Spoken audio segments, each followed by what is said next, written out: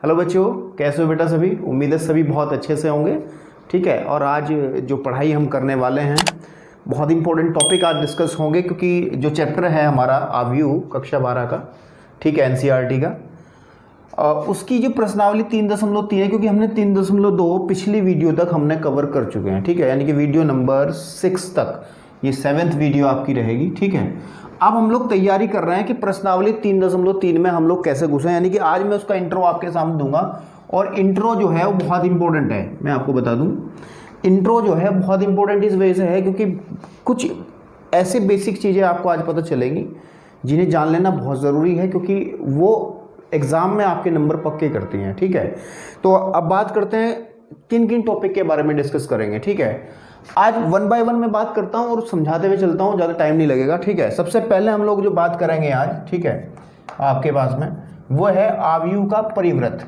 आव्यूह का, ठीक है, आव्यूह का परिवृत्त अभी बता रहे हैं क्या होता है ये। ठीक है, आव्यूह का परिवृत्त इंग्लिश में इसको बोला जाता है ट्रांसपोज। ठीक है, ट्रांसपोज ऑफ ए मैट्रिक्स। ठीक है, आपके पास ये आपके पास में होता है। मतलब क्या है इसका, ठीक है, इसको क्या मतलब है, इम्पोर्टेंट चीज़ है, क्योंकि आगे सारणी की जब हम पढ़ेंगे या फिर आव्यूह के आगे की तरफ जब हम जाएंगे तो इसका यूज़ होना ही होना है। ठीक है, फर्स्ट ऑफ ऑल मैं इसको थोड़ा एग्जांपल से आपको क्लियर करूंगा, उसके बाद इसका गणितीय रूप आपको दिखाऊंगा कि क्या है ये। ठीक है, तो क्या देखिएगा कि अगर मैं मान के चलता हूँ, सपोज कर लीजिए कोई मेरे पास एक आव्यूह है, जनरली मैं ऐसे ही कुछ एग्जांपल लेके चलता हूँ सिंपल सा। ठीक है, मैं लिखा कि 3 4 7 8 1 9 एंड -1 2 एंड 0, ये आपके पास में कोई भी आव्यूह है। वर्ग आव्यूह लिया है मैंने, आप लोग कोई और ले सकते थे, जरूरी नहीं है कि ये वर्ग आव्यूह ही लिया जाए। ठीक है, मैं सिर्फ एग्जांपल लेकर के इस चीज़ को क्लियर करना चाहता हूँ। ठीक है, तो इसका जो ए का जो परिवृत्त होगा, ए का परिवृत्त आपके पास में, ठीक है, यानी कि ट्रांसपोज जो होगा उसको लिखा जाएगा ए का डैश, ऐसे लिखा जाएगा ए डैश। आपके पास में डैश लगेगा छोटा ए के ऊपर, और वो निकाला कैसे जाता है उसको मैं बता दूं, बस कोई दिक्कत नहीं है। एक बात ध्यान रखिएगा कि आपको जो रो है ना और जो कॉलम है उनको इंटरचेंज करना है। कहने की बात यह है कि रो को कॉलम में कन्वर्ट कर देना है, मतलब जो लेटी हुई चीज़ें हैं ये उनको खड़ी कर देनी है, बस कहने की बात यह है। नींद से जगा दो रो को, यानी कि 3 4 7, यानी कैसे देखिए कि आप लोग देखिए 3 4 7 इसकी पहली रो है, तो इसको पहला कॉलम बना दो, 3 4 7, मतलब ये वाला। ठीक है, फिर 8 7 9, इतना टफ काम नहीं है, बहुत इजीली समझ में आएगा। माइनस का 1 2 एंड 0 आपके पास में बेटा, बिल्कुल ठीक है। तो ये जो निकल करके आया ये इसका ट्रांसपोज हुआ। कहने की बात करा क्या हमने कि जो R1 थी ना उसको हम C1 में बदल चुके हैं। देखिए आप ध्यान से, ये हमारी R1 थी इस वाले की, और ये हमारी C1 है। देखिए आप, यानी कि R1 को हमने C1 में कन्वर्ट कर दिया है, R2 को हमने C2 में कन्वर्ट कर दिया है, R3 को हमने C3 में कन्वर्ट कर दिया गया है। तो यानी कहने की बात यह है कि किसी भी दिए गए आव्यूह की अगर हम रो को कॉलम में कन्वर्ट करते हैं, कहने की बात यह है कि उसके रो और कॉलम को आपस में इंटरचेंज कर दिया जाए, तो हम लोग क्या कहेंगे कि जो रिजल्ट निकलेगा बेटा हमारे पास में, वो एक जो आव्यूह निकलेगा वो कहलाएगा आव्यूह का परिवृत्त, या फिर इंग्लिश में भी याद रखें transpose of A matrix. Matrix का ट्रांसपोज इसको कहा जाता है। कुछ बुक राइटर्स इसको ए डैश ना करके ए टी भी यहाँ छोटा सा लिख लेते हैं, ये छोटा सा टी दे देते हैं, डैश ले लो आप। एनसीईआरटी में डैश का ही यूज़ किया गया है, तो आप डैश का ही ध्यान रखिएगा। ठीक है, मुझे लगता है आपको ट्रांसपोज समझ में आया होगा। अब बात करते हैं थोड़ी सी इसको, अगर हम मैथमेटिकली समझने का प्रयास करें। मैथमेटिकली का मतलब क्या है कि एग्जाम्पल से, जैसे कि हम थोड़ा लैंग्वेज, यदि देखिए यहाँ पे, यदि हमारे पास में ए जो है यानी कि AIJ कोई भी आपके पास में मैट्रिक्स है, ठीक है, और M क्रॉस N का है, सिंपल सी बात है, M क्रॉस N, फिर मैं गलत बोल रहा हूँ, M बाई N का ये मैट्रिक्स है, और यदि हमारे पास में ये है, तो जो A डैश रहेगा बेटा ध्यान दीजिए कैसा होगा। A डैश जो आएगा, यानी कि A डैश मतलब आप समझते हो कि A का परिवृत्त आपके पास में, A का परिवृत्त वो कैसा रहेगा, वो रहेगा AIJ नहीं रहेगा ये, क्योंकि हम इसके नंबर्स बदल रहे हैं, यहाँ JI आ जाएगा, ये JI, और इसका ऑर्डर भी चेंज हो जाएगा। मेरा कहने का मतलब क्या है, आप सिंपल सी बात को ध्यान दीजिए। अगर हम इस एलिमेंट की बात करें 9 की, कि 9 जो एलिमेंट है वो दूसरी रो, बिल्कुल ठीक है, और तीसरे कॉलम का एलिमेंट है, यानी कि इसमें i की वैल्यू 2 है एंड j की वैल्यू बेटा हमारे पास में 3 है। इस केस में हम डिस्कस कर रहे हैं। और अगर ट्रांसपोज के बारे में बात करें तो ये देखिए यहाँ पे इसका नंबर क्या बनेगा, इसका नंबर बनेगा 9 का नंबर इस आव्यूह के हिसाब से कि तीसरी रो ही तो है, दूसरा कॉलम, ठीक, आपस में, यानी कि यहाँ पे जो i की वैल्यू है वो 3 रहेगी और j की वैल्यू आपके पास में 2 रहेगी, j की वैल्यू 2 रहेगी। तो आप इसमें क्या रिलेशन देख रहे हो, आप इसमें ये रिलेशन देख रहे हो कि जो एलिमेंट्स हैं उनका जो नंबर है, ये जो है नीचे की तरफ जिससे हम इसकी स्थिति का पता करते हैं, वो बिल्कुल एक दूसरे का उल्टा हो जाता है। यानी कहने की बात, अगर यहाँ पे i j है तो इसमें j i लिखा जाएगा और ऑर्डर भी चेंज होगा, एक्चुअली मैंने ये वर्ग आव्यूह लेके चला तो इसमें ऑर्डर जो का तू दिखाई दे रहा है आपको, लेकिन जब हम रो को कॉलम में बदल रहे हैं तो इसको n क्रॉस m में आ जाएगा, फिर ये हो जाएगा अलग। आप थोड़े से कंफ्यूज अगर हो रहे हो तो एक चीज़ और मैं आपको थोड़ी सी बता देता हूँ तो क्लियर हो जाएगी चीज़, कि जैसे कि हम लोगों ने ये लिखा, मैंने एक आव्यूह लिया 1 2 3 4 7 9, ठीक है, इसको मैं ट्रांसपोज कर रहा हूँ। ट्रांसपोज करने का मतलब ये मेरे पास कोई b है एंड अगर मैं b का ट्रांसपोज निकालूंगा तो कैसे आएगा 1 2 3, ठीक है, 4 7 और 9। तो बेटा इसका जो ऑर्डर था वो कितना था, वो था 2/3, क्योंकि 2 रो थी 3 कॉलम थे इसके अंदर, तो जो रिजल्ट निकल करके आएगा उसका होगा 3/2। देख लीजिए आप, इसमें 3 रो बन जाएंगी 2 कॉलम। तो इसी वजह से मैंने, अगर हम लोग कोई आव्यूह ये लेकर के चलते हैं उसका ऑर्डर जो है वो m/n है, तो जो ट्रांसपोज होगा आपके पास में बेटा, यानी कि जो परिवृत होगा वो n क्रॉस m का होगा। तो ये रिजल्ट आपको ध्यान रखना है, ठीक है, ये रिजल्ट आपको ध्यान रखना बहुत अच्छे से। मेरा कहने का मतलब ये उदाहरण से आपको मैंने समझाया, प्रयास किया है। अब एक चीज़ ऐसी है कि इसकी कुछ प्रॉपर्टीज़ हैं, कुछ गुणधर्म है, उसके बारे में बात करते हैं, क्योंकि उसका यूज़ हम क्वेश्चंस में बहुत ज़्यादा करेंगे, ठीक है। तो थोड़ा सा जो रिज़ल्ट है उसको लिखने के बाद में हम लोग इसके गुणधर्म के बारे में बात करते हैं। जैसे कि इसके बारे में थोड़ा लिख देता हूँ, यदि हमारे पास में, तो ताकि याद रहे, ए हमारे पास कोई भी आव्यूह aij टाइप का बेटा मिले हमें कहीं भी m क्रॉस n का, तो अगर कभी भी a डैश निकाला जाए, मतलब ट्रांसपोज निकाला जाए, तो उसमें a j i टाइप के एलिमेंट होंगे, j i यानी कि अक्रम बदल जाएगा और इसका n क्रॉस m हो जाएगा, तो ये हमारा इसका ट्रांसपोज कहलाएगा। अब इसकी खास प्रॉपर्टीज़ क्या हैं उनको थोड़ा सा अगर देख लीजिएगा तो वो भी समझ में आ जाएंगी। कभी भी कोई अगर आव्यूह है हमारे पास में, अगर उसका ट्रांसपोज निकाला जाए, ठीक है, और उसका भी ट्रांसपोज निकाला जाए, ट्रांसपोज का ट्रांसपोज मीन्स परिवृत का परिवृत, मेरी लैंग्वेज में थोड़ा ध्यान रखना क्योंकि अंग्रेजी का यूज़ थोड़ा हो रहा है, ट्रांसपोज मतलब परिवृत, तो ये रिजल्ट हमेशा ही ए प्राप्त होता है। फिर ठीक है, ये पहली इसकी प्रॉपर्टी होती है। एक्चुअली इनका कोई जनरल प्रूफ एनसीईआरटी में नहीं है और एग्जाम में भी नहीं पूछे जाते, कि इनका प्रूफ जो है आप इस तरीके से दीजिए जैसे लिखा गया है aij, या फिर इस तरीके से करके, मतलब मैथमेटिकली प्योर मैथमेटिक्स के हिसाब से ना दे करके आपको ये चीज़ें प्रूफ करनी है एक्सरसाइज के अंदर जब आप क्वेश्चंस करेंगे, एग्जाम्पल ले करके। जैसे मान लिया सपोज कर लें, इसको प्रूव करने के लिए हम लोग a = समथिंग कुछ लेके चलते हैं, छोटा लेके चलो 1 7 8 1, ये मैं लेके चला, ठीक है। अब मैं निकाल रहा हूँ a का ट्रांसपोज कैसे निकलेगा हमारे पास में बेटा, कि 1 7 8 1, बात समझ में नहीं आई। इस रो को कॉलम बना दिया, इस रो को भी कॉलम बना दिया, बात समझ में आई।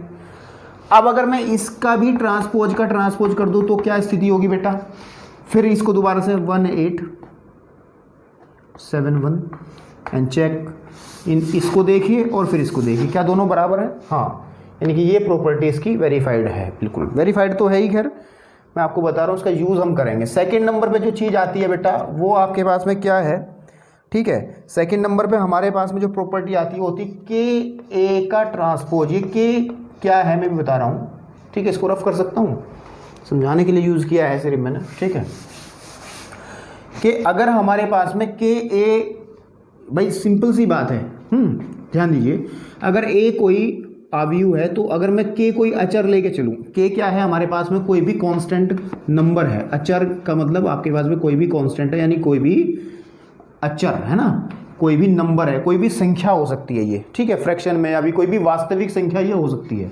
आप ये भी कह सकते हैं कि के कोई भी रियल नंबर है आपके पास में, ये भी कह सकते हैं आप, ठीक है। तो जो के ए होगा ये भी तो एक आव्यूह बनेगा ना बेटा, ठीक है। तो अगर मैं इस आव्यूह का ट्रांसपोज निकालूं तो हमेशा ध्यान रखिए के पे के का ट्रांसपोज क्या होगा, कुछ नहीं होगा, के का ट्रांस, क्योंकि के तो एक नंबर है तो ये ऐसे लिखा जाएगा। यानी कहने की बात ये कि इस के को हम इससे मुक्त कर सकते हैं ट्रांसपोज वाली परिस्थिति से। तो ये दूसरे नंबर की हमारी एक कंडीशन है जिसको हम यूज एक्सरसाइज में करेंगे। ठीक है, इसका प्रूफ भी जनरली आप इसी तरीके से दे सकते हो कि ए इज इक्वल टू समथिंग कुछ मान के चलिएगा, बिल्कुल ठीक है नहीं, और फिर के ए बनाइएगा तो वो इजीली आप इसका प्रूफ कर सकते हो। वो प्रूफ आप ध्यान दीजिए, एक्सरसाइज में बहुत सारे क्वेश्चन इसी टाइप के करेंगे, तो आप अगर करना चाहते हैं तो ए इज इक्वल टू समथिंग कुछ मान के इसको कर लीजिएगा। ठीक है, मैं इसमें ज़्यादा टाइम नहीं लगा रहा हूँ क्योंकि इसमें कुछ ज़्यादा समझाने वाली बात नहीं है। ठीक है, थर्ड नंबर पे क्या है मेरे पास में, एक प्रॉपर्टी है कि अगर मुझे ए प्लस बी का ट्रांसपोज निकालना हो तो दैट इज इक्वल टू ए का ट्रांसपोज प्लस बी का ट्रांसपोज, बिल्कुल ठीक है। इसको भी आप इजीली प्रूव कर सकते हो कि अगर आप 2 नंबर लेकर के चलिएगा, इसमें थोड़ा लिख लीजिए, थोड़ा सा इसमें थोड़ा सा इस वाले में यहाँ पे लिखना पड़ेगा कि के कोई भी क्या है आपके पास में अचर है ना, ये थोड़ा सा याद रहे ना कैसा कि है क्या आपके पास में। ठीक है, दिस इज ये आपके पास में बना तीसरी प्रॉपर्टी इसकी। ठीक है, नंबर 4 पे क्या आएगी आपके पास में, नंबर 4 वाली जो प्रॉपर्टी बेटा है वो ये है, ये बहुत इंपॉर्टेंट है, ये पेपर में आती भी है, मतलब प्रॉपर्टी प्रूव करने को नहीं आती, इस पर आपको कैसे आएगी मैं बताता हूँ अभी। इसको लिखते हैं बी का ट्रांसपोज और ए का ट्रांसपोज। यानी कहने की बात ये है, मेरी बात सुन ले ध्यान से, ये जितनी भी प्रॉपर्टीज़ हैं इनको वेरीफाई आप करोगे एक्सरसाइज में। कैसे वेरीफाई करोगे, एग्जाम्पल लेकर के। वो ये कहेगा आपको क्वेश्चंस के अंदर कि यदि, देखिए कैसे कहेगा कि यदि ए बराबर ये फला कुछ भी एंड बी बराबर आपके पास में कुछ भी, ऐसे दे देगा, बिल्कुल ठीक है। तो सिद्ध कीजिए ये वाला कि ए बी का जो ट्रांसपोज है वो बराबर सिद्ध करना है बी का ट्रांसपोज ए का ट्रांसपोज। तो ये चीज़ें आपको सिद्ध करवाएगा। एक्सरसाइज में भरपूर मात्रा में सवाल हम लोग कराएंगे, परेशान होने वाली कोई बात नहीं। अभी सिर्फ समझ ले, जो कॉन्सेप्ट मैं समझाने का प्रयास कर रहा हूँ उस कॉन्सेप्ट को बेटे अच्छे से समझ लीजिए आप। ठीक है, तो इसमें सिर्फ ये 4 इसकी प्रॉपर्टीज़ होती हैं, इनको आप याद रखिएगा, आसानी से याद हो जाएंगी, कोई दिक्कत वाली बात नहीं है। परिवृत्त जो है किसी भी आव्यूह का, उसको लेकर के हमने ये बातें आपको बताई हैं। ठीक, आपके पास इस पर क्वेश्चंस एक्सरसाइज में करेंगे, फाइनली मैं कह रहा हूँ। ठीक है, अब तो मुझे लगता है अभी आपको परिवृत्त का जो कॉन्सेप्ट था वो समझ में आया होगा कि परिवृत्त होता क्या चीज़ है। इसमें 2 इंपॉर्टेंट चीज़ें और आती हैं, अब बहुत इंपॉर्टेंट है। सबसे पहले नंबर पे आता है आपके पास में सम्मित आव्यूह, तक बहुत इंपॉर्टेंट है, ये आगे तक कक्षाओं में आपको यूज होगा।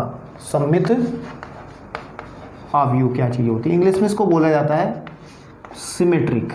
ठीक है, सिमेट्रिक मैट्रिसेस आपके पास में।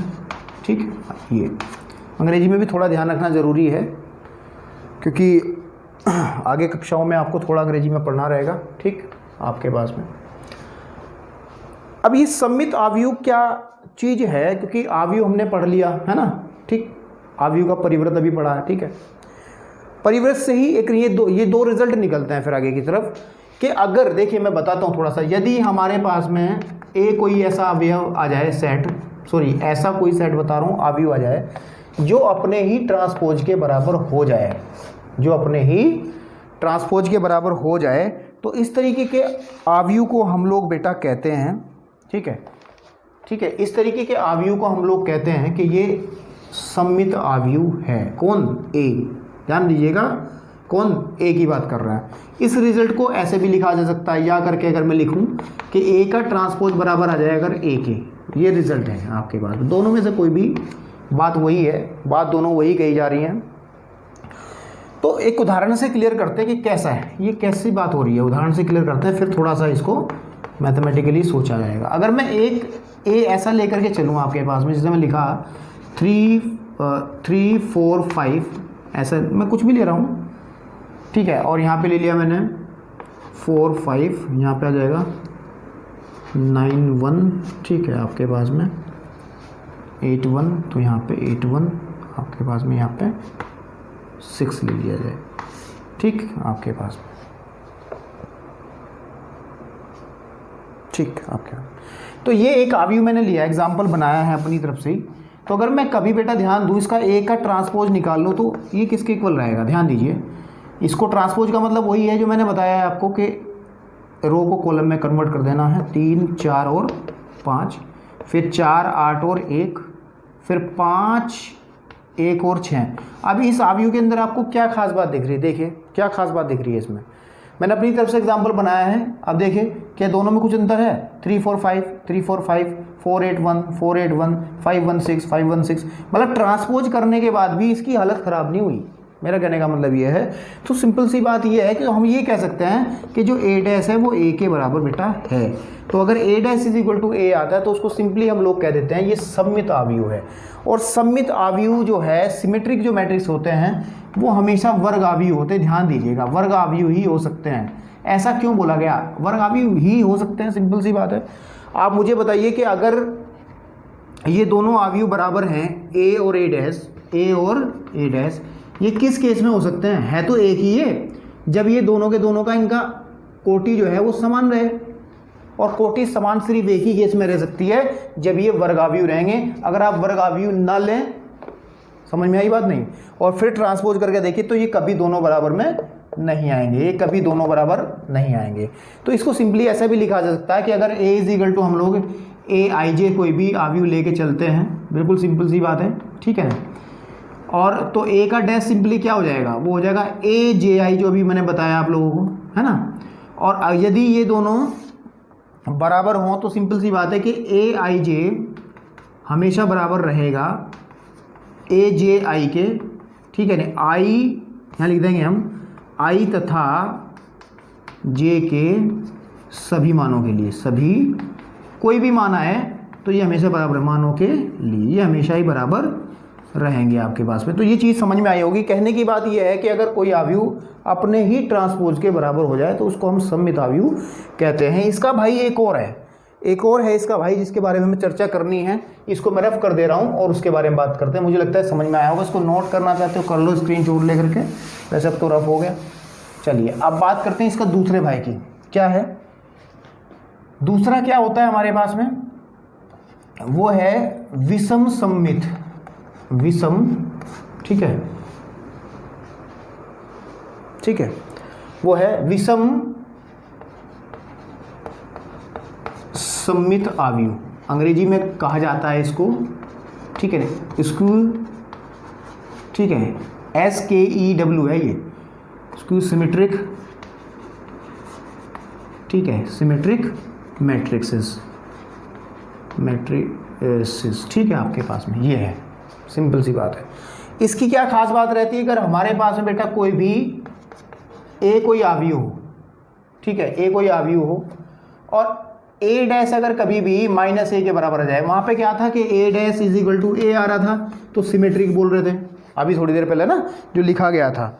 लेकिन अगर कभी भी a dash is equal to आपके पास में -a आ जाए तो सिंपली हम लोग कहते हैं तब a एक, ठीक है, चौक ले लें, छोटी हो गई चौक, है ना। तब a एक विषम सममित अवयव, विषम सममित अवयव कहलाता है। ये डेफिनेशन हो गई, बिल्कुल ठीक है, ये आपकी डेफिनेशन इसकी हो गई। कहने की बात ये है कि अगर हमारे पास में a इज इक्वल टू हम a i j लेकर के चलते थे, जैसे कि ये कोई भी, बिल्कुल ठीक बात है आपके पास में, ठीक, a i j लेकर के चलते थे, ठीक। और अगर हम a डैश निकालते हैं तो सिंपली वो क्या आएगा? a j i आएगा, ठीक। और अगर ये कंडीशन फॉलो होगी तो सिंपल सी बात है कि a i j जो रहेगा ना, a i j जो रहेगा वो -a j i के बराबर रहेगा।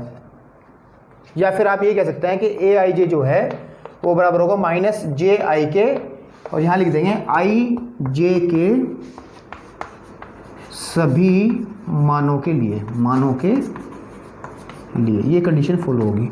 तो बस इसमें ज़्यादा ये टेंशन लेने वाली कोई बात नहीं। क्वेश्चंस में आप लोगों को ये कंडीशन यूज़ करनी रहेगी कि a dash is equal to h। कुछ जगह कुछ राइटर्स ये भी लिखते हैं कि a dash is equal to a, तो है ही, कुछ लोग लिखते हैं a इज इक्वल टू, अरे नहीं यार, a dash is equal to -a तो है ही है, a इज इक्वल टू आप -a डैश लिख सकते हो। दोनों की कहने की बात वही है, कोई समस्या वाली बात नहीं है। आपके पास में डैश जो है ऊपर लगाना है इसके यहाँ पे, है ना।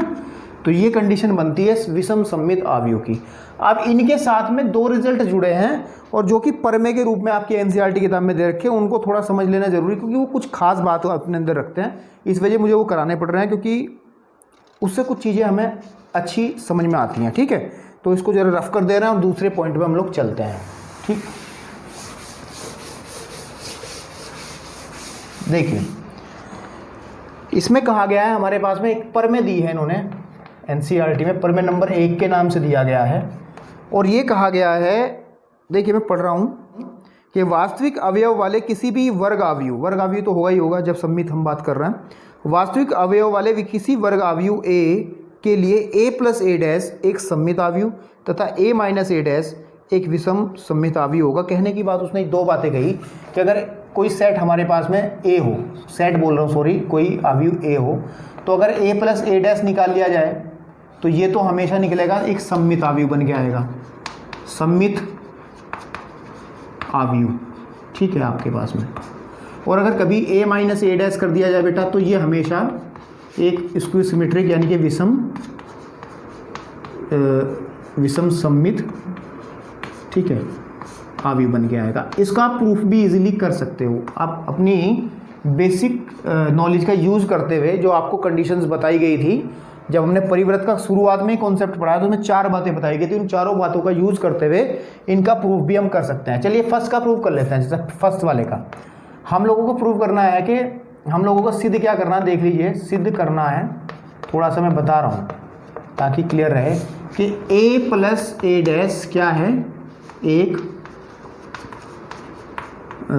सममित अवयव है ना, सिमेट्रिक है, सममित अवयव है। ये हम लोगों को प्रूव करना रहेगा। जो इसको प्रूव करना रहेगा तो सिंपल सी, अगर इसको मैं b के इक्वल मान लूँ तो सिंपल सी बात है, मेरे को प्रूव करना रहेगा कि b dash is equal to b। अगर मैं ये प्रूव कर देता हूँ b dash is equal to b, यानी कि b है क्या, यही तो है, इसका डैश इसी के बराबर प्रूव कर देता हूँ। दूसरे शब्दों में कि a प्लस ए डैश का डैश अगर मैं दिखा देता हूँ a प्लस ए के बराबर, इसके बराबर, a प्लस ए डैश के बराबर, तो ये सममित अवयव बन जाएगा, जो कि कंडीशन को फुलफिल कराएगा, जो कि सममित अवयव की कंडीशन होती है। तो इसमें कोई समस्या नहीं है, आप इसको लेके चलें। b इज इक्वल टू, यहाँ पे करता हूँ, देखिए थोड़ा उधर मैं दूसरे वाला प्रूव करूँगा, ये वाला कि b इज इक्वल टू है a प्लस ए डैश, मान के चले ना। अगर मैं दोनों तरफ डैश लगा दूँ तो क्या होगा, a प्लस ए डैश का डैश। चलिए b dash is equal to, इसको लिख सकते हैं a का डैश, ए डैश का डैश। क्यों क्यों क्यों लिख सकते हैं इसको क्यों लिख सकते हैं? चूँकि हम लोगों को पता है, चूँकि हम लोग प्रॉपर्टी के a प्लस बी का अगर पूरे का परिवर्त निकालना हो तो आप याद रखिएगा a का परिवर्त b का परिवर्त को अलग अलग जोड़ने से हमें प्राप्त हो जाएगा। ठीक है आपके पास में इस कंडीशन का यूज़ मैंने इसमें कर लिया। आप देखिएगा b dash is equal to a dash तो जो का तू रहेगा। अब मुझे बताइए a डैश का डैश, हम लोगों ने अभी रिजल्ट पढ़ा था वीडियो के स्टार्टिंग में ही, a डैश का dash is equal to a के बराबर होता है, जो कि प्रूफ भी मैंने किया था। ठीक है, प्लस a। ठीक, अब ध्यान दीजिए b dash is equal to, इसको मैं a प्लस ए डैश लिख सकता हूँ या नहीं लिख सकता, बताइए भाई। अवयव का योग क्रमविधि में होता है, आप लोगों को पता है, चूंकि यहाँ लिख सकते हैं a plus b is equal to होगा b प्लस a, ये हमने रिजल्ट पढ़ा है। योग अवयव का जो योग होता है वो क्रमविधि में होता है। अब b dash is equal to किसके आ गया, ये है क्या b का डैश b के बराबर आ गया, इसका मतलब b क्या है, सममित अवयव, और b था क्या, ये था। हो गया प्रूफ कि ये एक सममित अवयव है। उसी तरीके से आप लोग इसको भी लेके कर सकते हो कि हमारे पास अगर हम a माइनस ए डैश को कोई दूसरा अवयव c मान के चलें, इसमें हमें प्रूव करना रहेगा कि c dash is equal to आना चाहिए माइनस के c के, ये प्रूव करना रहेगा, तभी तो ये विषम सममित बनेगा। तो c का डैश इज इक्वल टू हो जाएगा a, इसको लिखो a माइनस ऐसे करके होल डैश, ऐसे का होल डैश, किसी को दिक्कत नहीं है ना, क्योंकि मैंने इसको थोड़ा सा माइनस वाले को प्लस बना लिया ताकि प्लस वाली प्रॉपर्टी यूज़ कर सकूँ। तो c dash is equal to आ जाएगा, ध्यान दीजिए, a का डैश प्लस माइनस a के डैश का डैश। ठीक बात। अब देखिए इसको क्या कर रहा हूँ मैं, c dash is equal to a का डैश जो का तू, अब यहाँ पे ये माइनस बाहर निकाल लो, क्योंकि के होल डैश बराबर होता है, k बाहर आ जाता है और a का डैश बच जाता है, ये भी प्रॉपर्टी है ना। जो मैंने 4 बातें लिखवाई थी, 4 गुणधर्म लिखवाए थे परिवृत्त के उसमें। तो इसमें k की वैल्यू -1 है, तो ये -1 बाहर आ गया, यानी कि माइनस के रूप में यहाँ बचेगा a के डैश का डैश। अब ध्यान दीजिए c dash is equal to हो जाएगा a का डैश माइनस a। बिल्कुल ठीक है, दिख रहा है ना, a का डैश माइनस a। अगर आप एक काम कर लीजिए, c dash is equal to minus common निकालना है तो आ जाएगा a माइनस a का डैश, और c dash is equal to ये क्या है, ये है क्या मेरे भाई, ये तो c था, c हो गया कंडीशन प्रूफ। c का dash is equal to c minus c के बराबर है, इसका मतलब c क्या है, एक विषम सममित आव्यूह है, और c की वैल्यू है क्या, इसको मैं b लेके चला था, इसको मैं c लेके चला था, तो b को भी मैंने सममित दिखा दिया और c को मैंने विषम सममित दिखा दिया। तो ये 2 चीज़ें थी, 2 इंपॉर्टेंट थ्योरम्स हैं, प्रमेय हैं ये दोनों की दोनों। आप इनको थोड़ा सा देखिएगा एनसीईआरटी किताब में, ताकि आपके कॉन्सेप्ट अच्छे हों, क्योंकि बेटे कॉन्सेप्ट अच्छे होते हैं तो क्वेश्चंस करने में बहुत मज़ा आता है। ठीक है, एक चीज़ और इसमें है, प्रमेय नंबर 2 के रूप में बात की गई है, थोड़ी सी उसको बता दूं, उसके बाद फिर मैं एक्सरसाइज में आपको क्वेश्चंस में लेकर के चलूँगा। ठीक है, आपके पास में तो क्या है देखिएगा फटाफट। इसमें ये कहा गया है कि कोई भी प्रमेय नंबर जो 2 है, लैंग्वेज में पढ़ रहा हूँ, आपकी स्क्रीन पे भी लैंग्वेज दिखाई दे रही होगी अभी, कि किसी वर्ग आव्यूह को एक सममित तथा एक विषम सममित आव्यूह के योग के रूप में लिखा जा सकता है, कोई दिक्कत ना है। देखिए, अगर मेरे पास में कोई आव्यूह a है तो उसको मैं कैसे लिख सकता हूँ, ध्यान से देखिएगा, उसको मैं लिख सकता हूँ a plus a dash plus a minus a dash बटे 2। कोई मना कर देगा क्या, मुझे बताइए, मुझे बताइए कि कोई मना कर देगा क्या। लिखा जा सकता है, इसको आप हल कीजिए तो a ही निकल करके आएगा, नहीं आएगा। देखिए आप सिंपली सॉल्व करके देखिए ना, 2 एलसीएम है तो 2a से कट जाएगा, a डैश से a डैश कट जाएगा, 2a बटे 2 a ही आ जाएगा। अब सिंपली अगर इसको देखा जाए, a इज इक्वल टू, इसको मैं 1/2 यहाँ लिख लूँ, a प्लस a डैश ये लिख लूँ, प्लस 1/2 यहाँ लिख लूँ, और a माइनस a डैश यहाँ लिख लूँ। ये क्या है, ये क्या है, विषम नहीं, सममित आव्यूह है, नहीं है। और 1/2 की अगर मल्टीप्लाई अगर कर भी दोगे आव्यूह के अंदर तो वो सममित ही बना रहेगा, उसमें कोई समस्या नहीं आएगी। तो ये आ जाएगा सममित आव्यूह। क्या है ये, सममित आव्यूह। ठीक है, प्लस ये क्या है, इसको ध्यान दो, अभी प्रूफ किया है कि a प्लस a तो सममित होता है, करा तो है प्रूफ अभी थोड़ी देर पहले, इससे पहले वाले कॉन्सेप्ट में, ये तो सममित होता है। और a माइनस a डैश जो होता है वो विषम सममित होता है। बताया नहीं बताया अभी, तो ये तो सममित हो गया और ये क्या हो गया, विषम सममित हो गया। ठीक है, तो यही थ्योरम कह रही है कि किसी भी आव्यूह को 2 आव्यूह के योगफल के रूप में लिखा जा सकता है, जिनमें एक तो होगा सममित और दूसरा होगा विषम सममित। ये खास बात थी कि किसी भी आव्यूह को लिख सकते हो आप, किसी भी आव्यूह को लिख सकते हो। एक क्वेश्चन भी आ सकता है कि कोई आव्यूह आपको दे दिया जाएगा और कहेगा इसको 2 आव्यूह के योग के रूप में लिखे, जिसमें एक तो सममित होना चाहिए, दूसरा विषम सममित होना चाहिए। तो सबसे पहले आप लोग ये चीज़ें निकाल लोगे, सिर्फ ये वाली चीज़ निकाल लोगे, ये वाली चीज़ निकाल लोगे, तो आपका क्वेश्चन जो है इजीली सॉल्व हो जाएगा। तो आई थिंक इसके अंदर जो बेसिक कॉन्सेप्ट डिस्कस होने थे आज वो मैं कर चुका हूँ। अब आप लोग पूरी तरह तैयार हो कि एक्सरसाइज में घुसने के लिए। एक्सरसाइज 3.3 है और इसके 12 क्वेश्चन है, और 12 के 12 क्वेश्चन बहुत अच्छे क्वेश्चन है, क्योंकि इसमें से पेपर में क्वेश्चन बन जाता है बेटा। ठीक है, तो आप लोगों से रिक्वेस्ट है कि इस कॉन्सेप्ट को अच्छे समझ के और इसके उदाहरण कर लें, एग्जाम्पल्स जितने भी हैं सक्सेस से पहले वो कर लें। तो मैं आपको नेक्स्ट वीडियो के अंदर, जो वीडियो नंबर 8 आपके सामने प्रस्तुत होगी, वो पूरी की पूरी एक्सरसाइज के क्वेश्चंस में 12 के 12 एक ही बारी में लेकर के हाजिर होऊंगा। ठीक है बेटे, अगर आपको कॉन्सेप्ट अच्छा लगा हो तो हमेशा की तरह कहूँगा कि वीडियो को लाइक कर दीजिएगा, चैनल को सब्सक्राइब कर दीजिएगा, ताकि मुझे भी थोड़ा बेनिफिट हो जाए और लोग जाने मुझे। ठीक है, शेयर करोगे तो फिर भाई बहुत अच्छी बात है। ठीक है, तो नेक्स्ट वीडियो तक बेटा वेट कीजिएगा, ज़्यादा वेट नहीं कराऊंगा, जल्दी वीडियो आएगी नेक्स्ट डे। ठीक है, तब तक के लिए धन्यवाद।